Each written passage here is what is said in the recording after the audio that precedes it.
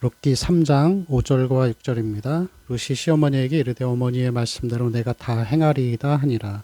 그가 타작마당으로 내려가서 시어머니의 명령대로 다 하니라. 아멘. 예, 어제 말씀에 이어서 이 거룩함, 성도의 거룩함의 성격에 대해서 한 번만 더 살펴보고자 합니다. 이 거룩은 이 3절이 거룩의 정의, 의복을 입고 목욕하고 그것을 거룩의 정의라고 한다면은 5절과 6절 우리가 읽은 이 말씀 다 행하는 것이 거룩의 성격입니다. 하나님도 섬기고 바알도 섬기는 게 아니라 하나님만 섬기는 게 거룩의 성격, 전심을 다해 하나님을 사랑하는 것이라고 할 수가 있습니다. 근데 우리가 이 말씀을 보면서 이 그리스도인들은 이 자꾸만 이 거룩하게 사는 것의 문제를 외적인 행동 아니면은 이 도덕적인 행동의 결함을 빼는 것, 그렇게 생각할 때가 많습니다. 그래서 이 그리스도인이 거룩하게 사는 것이 마치 술을 안 먹고 아니면 도둑질을 안 하고 살인을 저지르지 않고 동성애를 하지 않고 제사할 때 참석하지 않거나 아니면 제사에서 절하지 않는 것들, 그리고 이 주의를 잘 지키는 것. 그래서 이 주의를 지킨다는 의미도 예배를 안 빠뜨리고 늦게 나오지 않는 것, 아니면 봉사 잘하고 11조 자랑, 이런 외적인 행동들로 자꾸만 이렇게 축소시키고 제한시키는 경우가 있습니다.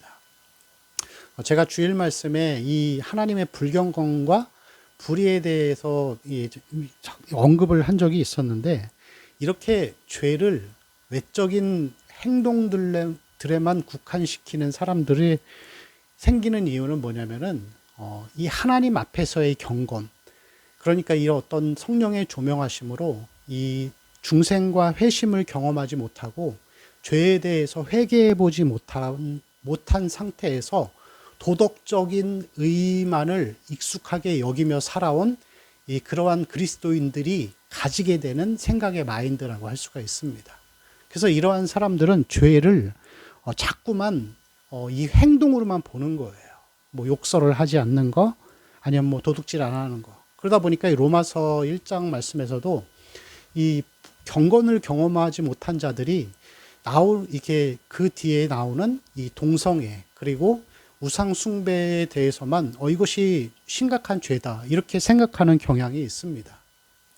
그래서 이러한 사람들이 이 교회에 많아질수록 자꾸만 이 문제의 원인, 이 나라가 어지럽거나 아니면 교회가 위험한 이러한 모든 상황들을 초래하는 것이 이 죄의 근원과 이 원인을 교회 밖에서 찾기 시작합니다. 그러다 보니까 자꾸만 그런 얘기들을 강조하는 거예요. 동성애를 반대해야 된다. 차별금지법을 우리는 반드시 막아야 된다. 물론 여러분, 그걸 제가 옹호하는 게 아닙니다. 막아야죠. 동성애는 금지해야죠. 맞는데, 문제는 제가 말하는 이 말씀의 요지는 뭐냐면은, 문제의 근원과 원인을 교회가 어지러지고 하는 이 교회가 위기를 겪게 되는 이유를 자꾸만 밖에서 찾는 거예요.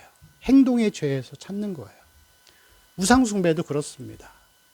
여러분, 저도 그런 환경에서 어렸을 때 자라왔는데, 이 명절에 저는 이제 그 친할머니 쪽이, 아버지 쪽이 교회를 안 다니셔가지고, 친할머니, 친할아버지가 이 명절 때 되면 제사를 굉장히 중요시 여겼습니다.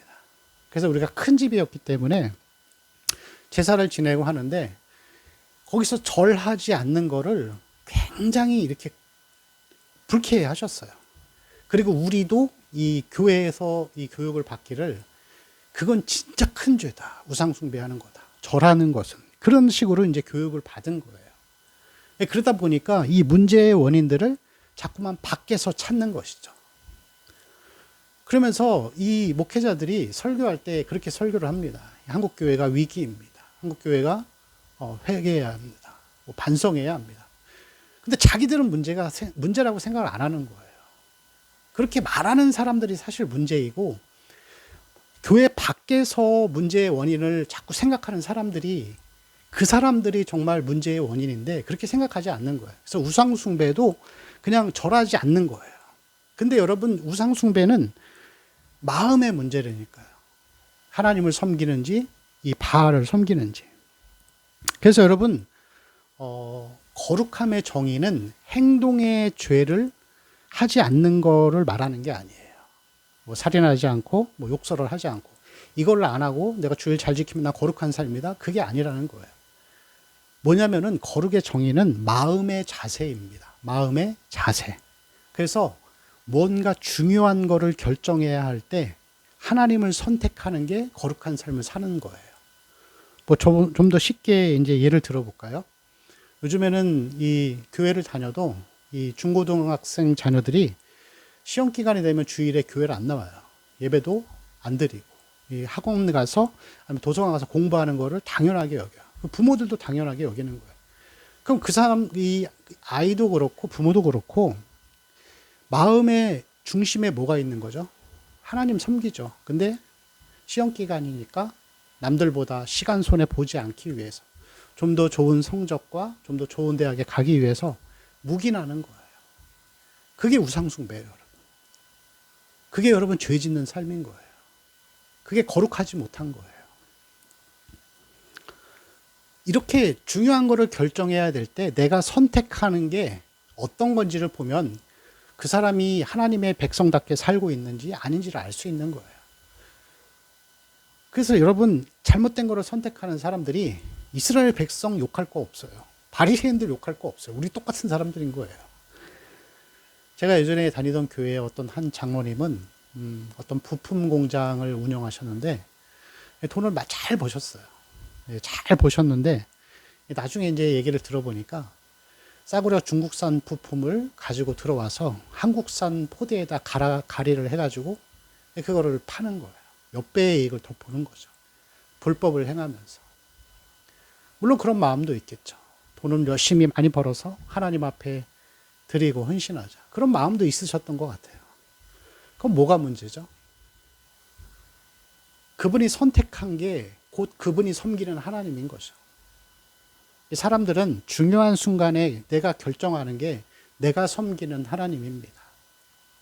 때로는 하나님 때문에 재정에 손해가 오거나 아니면 여러 가지 어려움이 온다 할지라도 하나님을 선택하고 하나님의 길을 가는 것이 거룩한 자의 삶이라는 것이죠.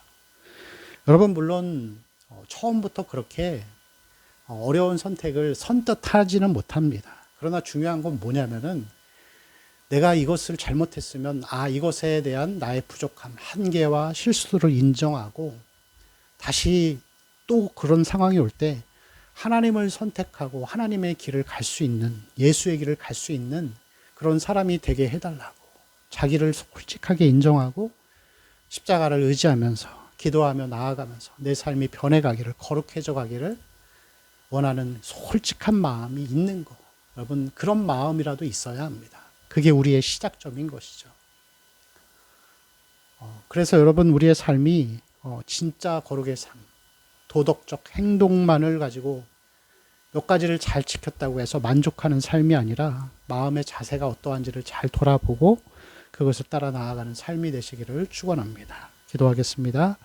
주여 우리의 삶 가운데에서 우리가 바리새인과 같이 구약의 이스라엘 백성과 같이 중요한 시점에서 하나님이 아닌 다른 것을 선택하지 않도록 우리의 신앙을 굳세게 하시고 하나님의 길을 온전히 걸어갈 수 있는 거룩의 삶으로 나아가게 하여 주옵소서. 우리 주 예수 그리스도의 이름으로 기도합니다. 아멘.